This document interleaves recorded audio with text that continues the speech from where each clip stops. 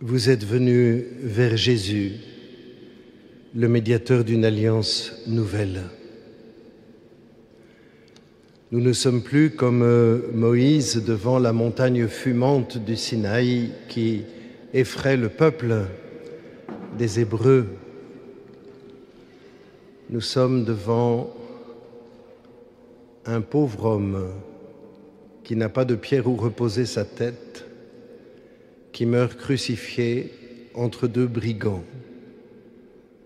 C'est vers lui que nous sommes venus. Et c'est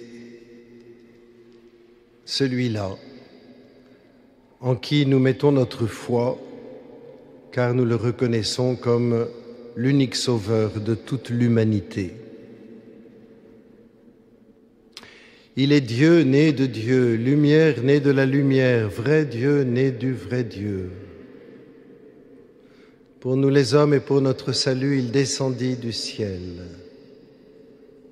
Par l'Esprit Saint, il a pris chair de la Vierge Marie et s'est fait homme.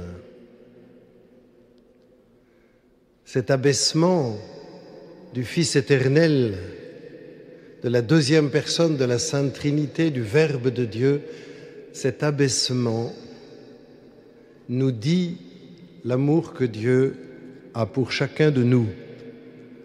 Et cet abaissement de l'incarnation fascine Sainte Thérèse. Cet abaissement de l'incarnation va se redoubler de l'abaissement de la croix. Il s'humilia plus encore, se faisant obéissant jusqu'à la mort et la mort de la croix, écrit saint Paul aux Philippiens. Et tout cela, il nous y donne accès dans cet abaissement plus étonnant encore, plus bouleversant, qui est l'abaissement de l'Eucharistie. Jésus qui se fait petit morceau de pain pour que nous puissions recevoir en notre corps sa vie plus forte que la mort.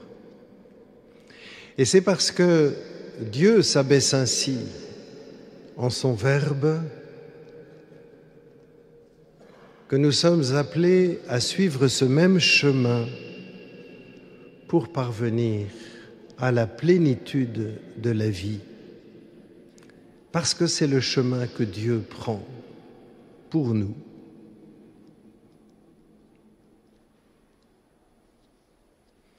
Si un petit oiseau rentre dans cette basilique, il y a peu de chances qu'il n'arrive pas à sortir. Il y a beaucoup de chances ou beaucoup de risques qu'il ne parvienne pas à sortir. Et pourtant, il y a des portes que l'on peut laisser ouvertes. Mais l'oiseau, il va chercher à s'envoler vers le haut. Et il va voir la lumière des vitraux en haut. Et il va chercher sans cesse à sortir par le haut. Je ne sais pas si l'oiseau aura l'idée qu'il faut s'abaisser jusqu'au niveau des portes pour pouvoir ensuite s'élancer vers le ciel. Cette image me parle beaucoup pour notre propre vie, car nous aspirons au ciel, notre patrie.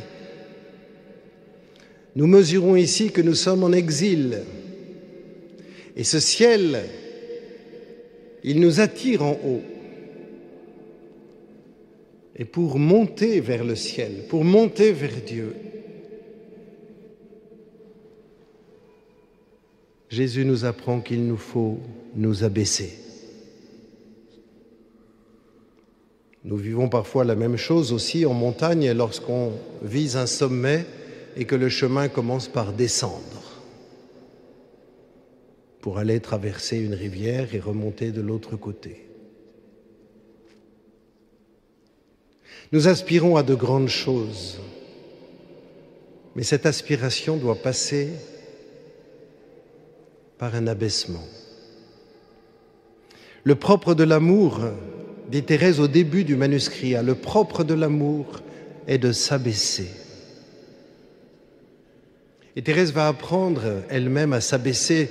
Les témoignages de ses sœurs après sa mort disent tant au Buissonnet qu'au Carmel comment Thérèse aimait s'abaisser, c'est-à-dire prendre la dernière place, être oubliée pour y rejoindre le Seigneur. Cet abaissement que vit Thérèse,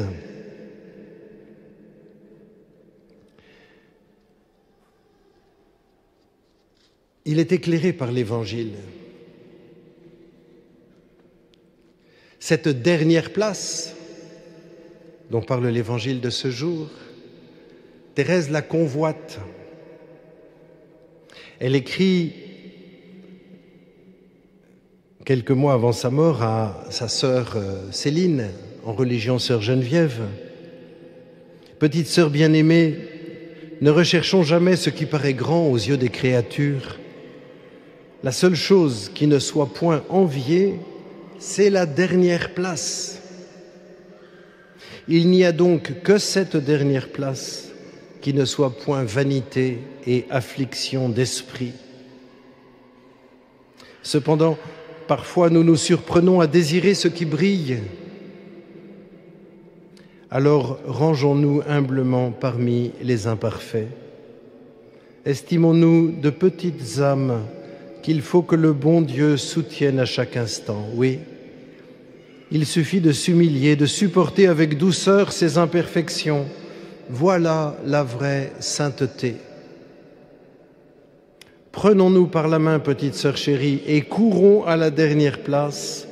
Personne ne viendra nous la disputer. »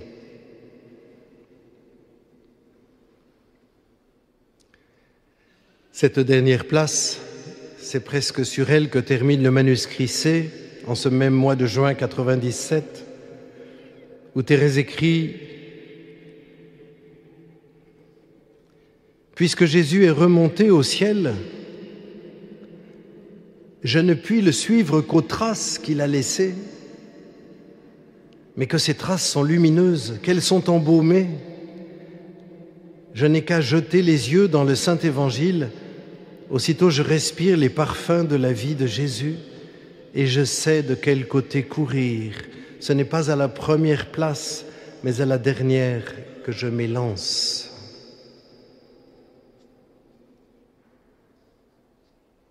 Est-ce que c'est juste un calcul? Car quand on lit l'Évangile, on peut avoir cette impression-là. En fait, si tu veux te retrouver à la première place, choisis la dernière, comme ça on va te faire monter.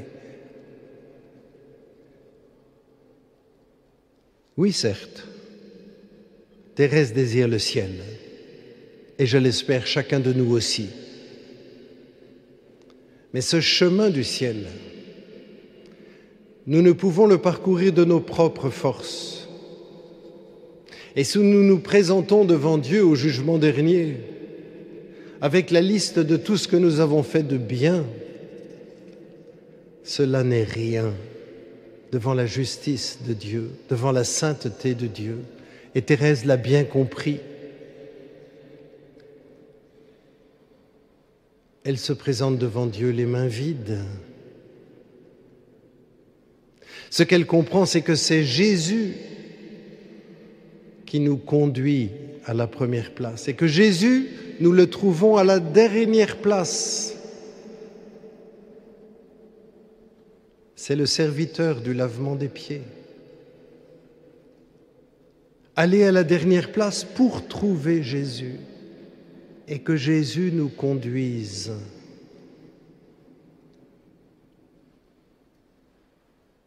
C'est toute la petite voix de Thérèse. C'est de se laisser conduire complètement par Jésus. Vous connaissez sans doute l'histoire de l'ascenseur que cherche Thérèse pour aller au ciel et elle s'écrie « L'ascenseur, ce sont vos bras, ô Jésus. » Et c'est pour cela que Thérèse va pouvoir dire « J'ai pris place dans les bras de Jésus. » Voilà sa place dans l'Église. Dans l'événement du 8 septembre 1996, lorsqu'elle fait cette retraite pour l'anniversaire de sa profession et qu'elle écrit cette grande prière à Jésus, au cœur de cette prière, elle s'écrie « Oui, j'ai trouvé ma place dans l'Église. Et cette place, ô mon Dieu, c'est vous qui me l'avez donnée. Dans le cœur de l'Église, ma mère, je serai l'amour. Ainsi je serai tout. Ainsi mon rêve sera réalisé. » Cette place, ça n'est pas de faire quelque chose, c'est d'être l'amour. C'est-à-dire de laisser la sainteté de Dieu nous traverser, rayonner de nous, car la sainteté n'est rien d'autre que l'amour accompli.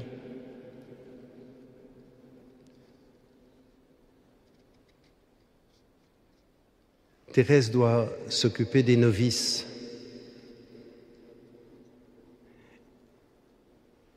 Mais Thérèse a du discernement. Elle dit, avec certaines âmes, je sens qu'il faut se faire petite. Ne point craindre de m'humilier en avouant mes combats, mes défaites. Voyant que j'ai les mêmes faiblesses qu'elles, mes petites sœurs m'avouent à leur tour les fautes qu'elles se reprochent et se réjouissent que je les comprenne par expérience. Avec d'autres, j'ai vu qu'il faut au contraire, pour leur faire du bien, avoir beaucoup de fermeté et ne jamais revenir sur une chose dite. S'abaisser ne fait point alors de l'humilité, mais de la faiblesse. Thérèse a un sens très fin des choses spirituelles et elle comprend que s'abaisser comme le Seigneur, prendre la dernière place, ne consiste pas à ne plus avoir de consistance et ne plus exercer ses responsabilités. Quand il y a besoin d'être ferme, Thérèse sait l'être, mais toujours à sa place. Et cette place, elle le dit dans le même passage, « Ce qui me coûte par-dessus tout, c'est d'observer les fautes, les plus légères imperfections et de leur livrer une guerre à mort. Mais depuis que j'ai pris place dans les bras de Jésus, je suis comme le veilleur observant l'ennemi de la plus haute tourelle d'un château fort. Rien n'échappe à mes regards. Souvent je suis étonné d'y voir si clair. Depuis que j'ai pris place dans les bras de Jésus. La dernière place, elle est dans les bras de Jésus. Ça n'est pas de s'auto-flageller en disant « je ne suis rien, je ne vaux rien », ça n'est pas ça la dernière place. C'est au fond de vivre sous le seul regard de Dieu notre Père, comme Jésus nous y encourage au chapitre 6 de Saint Matthieu. Quand tu pries, ne te donne pas en spectacle, ton Père voit ce que tu fais dans le secret. Quand tu jeûnes, ne te donne pas en spectacle, ton Père voit. Quand tu fais l'aumône, ne te donne pas en spectacle, ton Père voit. Vivre sous ce seul regard du Père. Enfin, l'Évangile se termine sur cette question des invitations à déjeuner ou à dîner. N'invite pas tes amis ni tes frères, etc. Au contraire, quand tu donnes une réception, invite des pauvres, des estropiés. Nous sommes tous un peu gênés par cet Évangile. Que dois-je faire? Comment m'y prendre? Thérèse interprète cet Évangile d'une manière qui nous permet à tous d'avancer dans le sens où le Seigneur nous appelle. C'est aussi dans le manuscrit C. Je veux être aimable avec tout le monde. Une décision. Je veux être aimable avec tout le monde, ouvrez la parenthèse, et particulièrement avec les sœurs les moins aimables, fermez la parenthèse. Pour réjouir Jésus et répondre aux conseils qu'il donne dans l'Évangile à peu près en ces termes. Quand vous faites un festin, n'invitez pas vos parents et vos amis de peur qu'ils ne vous invitent à leur tour et qu'ainsi vous ayez reçu votre récompense, mais invitez les pauvres, les boiteux, les paralytiques, et vous serez heureux de ce qu'ils ne pourront vous rendre, car votre Père qui voit dans le secret vous en récompensera. Comment Thérèse comprend cet évangile au quotidien? Au Carmel, elle ne risque pas d'aller inviter des gens qui sont à Lisieux.